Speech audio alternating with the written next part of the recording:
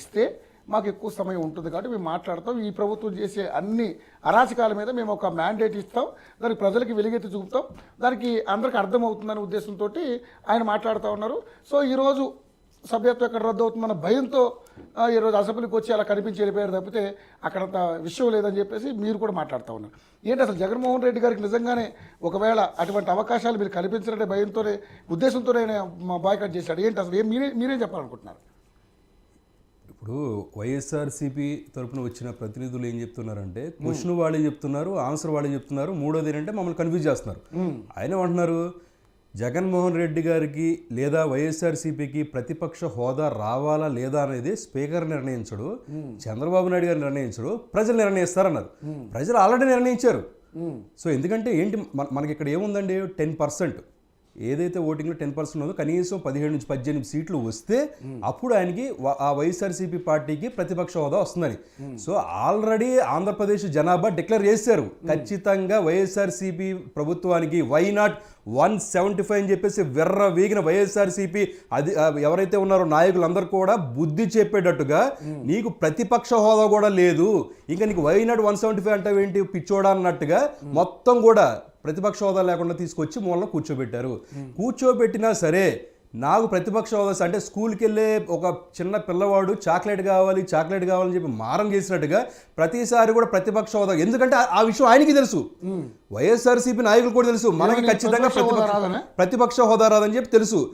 ఏదైనా సరే మనం ప్రజల తరపున మాట్లాడుకోవాలంటే ఏం చేయాలి, అసెంబ్లీకి పోవాలా, నీకు హోదా ఉన్నా లేకపోతే పోవాలా. మీరు గుర్తుందో లేదో, అటువైపు వైఎస్ఆర్సీపీ గవర్నమెంట్ ఫామ్ చేసినప్పుడు 151 మంది ఎమ్మెల్యేలు ఉన్నప్పుడు చంద్రబాబు నాయుడు గారిని తప్పితే మిగతా వాళ్ళందరినీ కూడా సస్పెండ్ చేసినప్పుడు బాబు గారు ఒక్కళ్ళే అసెంబ్లీలో ఒక సింహంలాగా నుంచొని 150 మందికి ఏలెత్తి ఆన్సర్ చెప్పాడంటే అది గొప్పోడంటే, అది నిజమైన నాయకుడికి ఒక తత్వం అంతే. అంతేగాని ఒక కారణం చూపించి ఎంతసేపు కూడా ఇంట్లో కూర్చొని ఇగారు. పైగా ఈ రోజు కూడా ఎందుకు వచ్చారు, ఇప్పుడు కొన్ని కాలేజీలు ఉంటుంది, పొద్దున ఒక కుర్రోడు వస్తాడు, ఒక పోకిరి కుర్రోడు వచ్చేసి ఏం చేస్తాడు, ఒక అటెండెన్స్ వేయించుకొని ఇంటికి వెళ్ళిపోతాడు.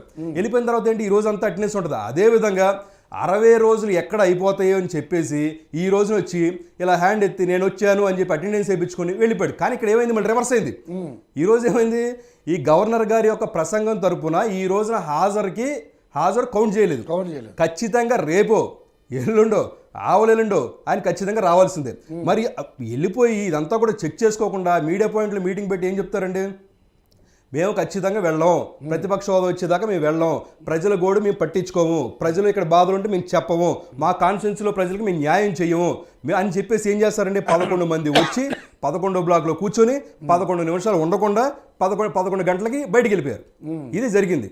అసలు అక్కడ కూడా గవర్నర్ గారు ఏం చెప్తున్నారు, ఆయన ఏమి చంద్రబాబు నాయుడు గారిని పొగడట్లా. ఆయన ఏం చెప్తున్నాడంటే, బాబు ఎన్డీఏ కూటమి కలిసిన తర్వాత వైఎస్ఆర్సీపీ గవర్నమెంట్లో ఏదైతే మీరు పోలవరం అన్నారో పోలవరం చెప్పి ఎలగబెట్టేసి ఒకట అరా కాదు జూన్ 21న మేము పోలవరం రిలీజ్ చేస్తామని చెప్పేసి అప్పుడు ఇరిగేషన్ మినిస్టర్ చెప్పాడు. అలా కాదు, పోలవరాన్ని మేము పట్టాలెక్కి ఇచ్చాము, అమరావతిని స్టార్ట్ చేసాం. ఇప్పుడు అమరావతి ఇప్పుడు ఆయన ఉన్నారు కదా పాదయాత్ర పెద్దిరెడ్డి గారు, వెంకటేశ్వర రెడ్డి గారు, ఆయనకి తెలుసు కదా ఇంతకుముందు 5 సంవత్సరాల్లో అమరావతి ఎలాగుంది, ఈ రోజున అమరావతి ఎలా ఉంటుంది, మళ్ళీ జనాలందరూ వెళ్ళడం, రోడ్లన్నీ మంచి బాగు చేయడము, తర్వాత ఫ్లైఓవర్లు నిర్మించడము, లేకపోతే బైపాస్లు కట్టడము, మంచిగా లైటింగ్ నిర్మించడం, మొత్తం జంగిల్ క్లీనింగ్ అద్భుతంగా ఉంది.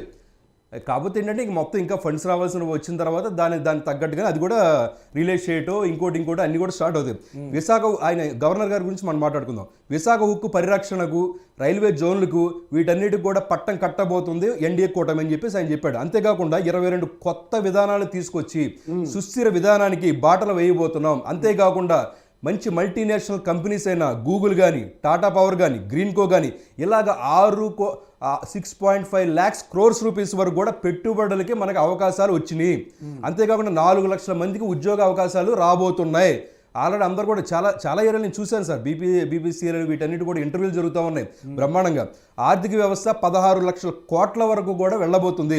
తలసరి ఆదాయము ఇంతకుముందు 2.38, ఇప్పుడు మనం ఎంతసేపు మనం నోరేసుకుని గట్టి కలిసినంత మాత్రం అబద్ధం కాదు సార్, ఖచ్చితంగా మన లెక్కల రికార్డు ఉంటాయి. మీరు తీయండి, 2018 నుంచి 2023 వరకు రికార్డు తీయండి.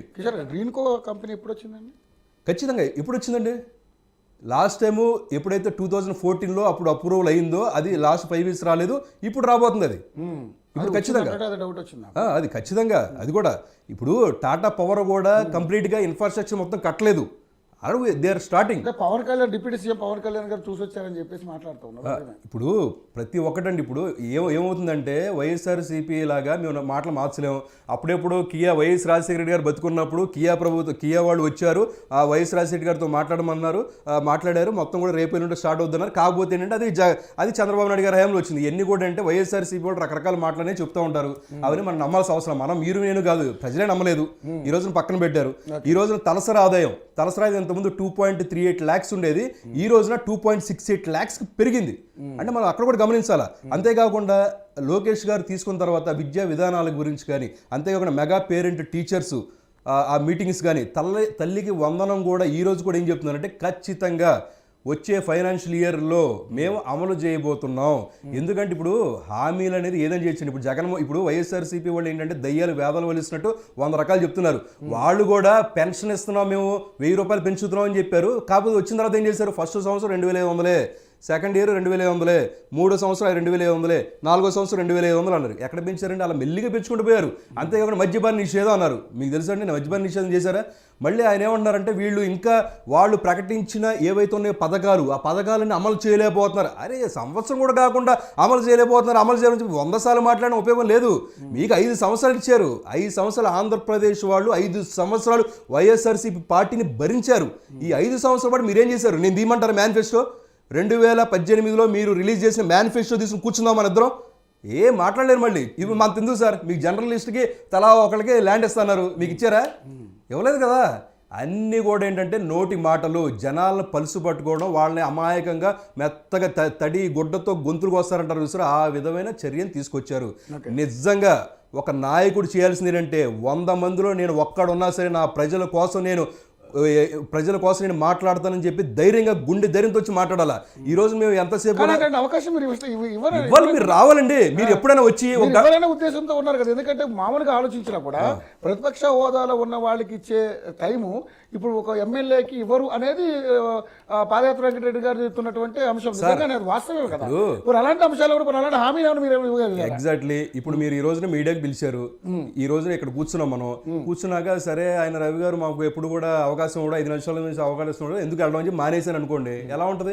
ఈ రోజు నేను వచ్చాను, అవకాశం ఇస్తాను చూస్తా. ఈ రోజు నిజంగా అవకాశం ఇవ్వలేదు అనుకో, నెక్స్ట్ టైం రాను. నువ్వు ప్రయత్నించాలి కదా.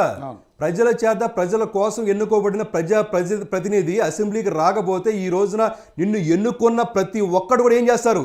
రేపొద్దున ఈ 11 మంది కాదు, ఖచ్చితంగా రేపొద్దున ఫుట్బాల్ ప్లేయర్లు కాదు, క్రికెట్ ప్లేయర్లు కాదు. ఇప్పుడు క్రికెట్ ప్లేయర్లు ఉన్నవాడు ఏం చేస్తారంటే బాస్కెట్బాల్ ప్లేయర్ కింద మారిపోతారు. మీరు ఇప్పుడు ఒకటండి, ఏదేమైనా సరే మీరు ప్రజల కోసం ఎన్నుకోబడినప్పుడు ఖచ్చితంగా మీరు వెళ్ళి ప్రజల కోసం కొట్లాడాలా. మా కాన్స్టిట్యున్సీలో పలానా ప్రాజెక్ట్ రావాలి, ఇక్కడ పెండింగ్ పనులు ఉన్నాయి, ఇది ఈ విధంగా చేయాలి, కేంద్రం నుంచి ఈ విధంగా రావాలి అని చేయాలి. ఈయన ఎంతసేపు కూడా ఏం చేస్తాడండి, ఏదో నాకు అర్థం కాలేదు, మొన్న ఏదో దాడులు జరిగిపోయినాయి, 370 మంది చనిపోయారు, ఇంతవరకు పేర్లు చెప్పలా. పేర్లు చెప్పు స్వామి అంటే ఇంతవరకు పేర్లే చెప్పలేదు. వాళ్ళ పేర్లు చెప్పకుండా వెళ్ళిపోయి జంతర్ మంతర్ దగ్గర హడావుడి చేసి వచ్చారు. మరి మీరు 5 సంవత్సరాలు ప్రతిపక్ష హోదా కోసం ఎన్నిసార్లు జంతర్ మంతర్ దగ్గర హడావుడి చేసి ఎన్ని మాట్లాడుకుంటే సార్ న్యూస్ సెన్స్ అది. ఎందుకంటే ఆల్రెడీ ప్రజలందరూ కూడా గమనించారు. ఒక ఆంధ్రప్రదేశ్ ఒక 30 ఏళ్ళు వెనక్కి వెళ్ళడానికి కేవలం కారణం వైఎస్ జగన్మోహన్ రెడ్డి గారని చెప్పి బలమైన నమ్మారు కాబట్టే ఈ రోజున వైఎస్ఆర్సీపీ మొత్తాన్ని కూడా ఇంట్లో కూర్చోబెట్టారు. ఇంతకుముందు నమ్మారు ఆయన్ని. అంతకుముందు కూడా 2014లో కూడా చంద్రబాబు నాయుడు గారు వచ్చి ఏదో చేస్తారనుకుంటే ఆయన కూడా ఏం చేయలేకపోయాడు, ఆంధ్రప్రదేశ్ ఇంకా ఎరకపోయిందని చెప్పేసి మాట్లాడిన వాళ్ళే కదా సార్.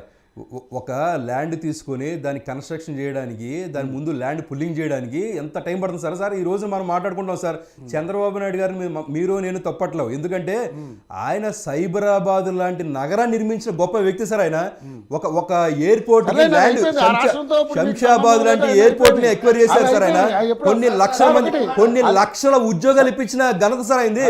ఈ రోజున తెలంగాణ ఎకానమీ పెరిగిందంటే కేవలం అదే రీజన్. చెప్పండి సైబరాబాద్ నిర్మించారని వీళ్ళు చెప్తున్నారు. దానికి ఈ రాష్ట్ర ముఖ్యమంత్రిగా ఉన్నప్పుడు కేసీఆర్ ఏం చెప్పాడో మీరు విన్నారు. ఇప్పుడు రేవంత్ రెడ్డి గారు ఏం చెప్తున్నాడో, అదే పార్టీ నుంచి వచ్చి కాంగ్రెస్ లో చేరి సీఎం అయిన రేవంత్ రెడ్డి గారు కూడా ఏం చెప్తున్నారు? బాగా చెప్పారు సార్. విన్నారు. ఈ రోజున కేసీఆర్ గారు, రేవంత్ రెడ్డి గారు సీఎంలుగా వీళ్ళిద్దరూ కూడా తెలుగుదేశం పార్టీ నుంచి వచ్చిన వలస పక్షులు కాదా? ఇంకో చిన్న పాయింట్ ఏంటంటే సైబరాబాదు శంకుస్థాపన చేసింది ఎవరు? ఫౌండేషన్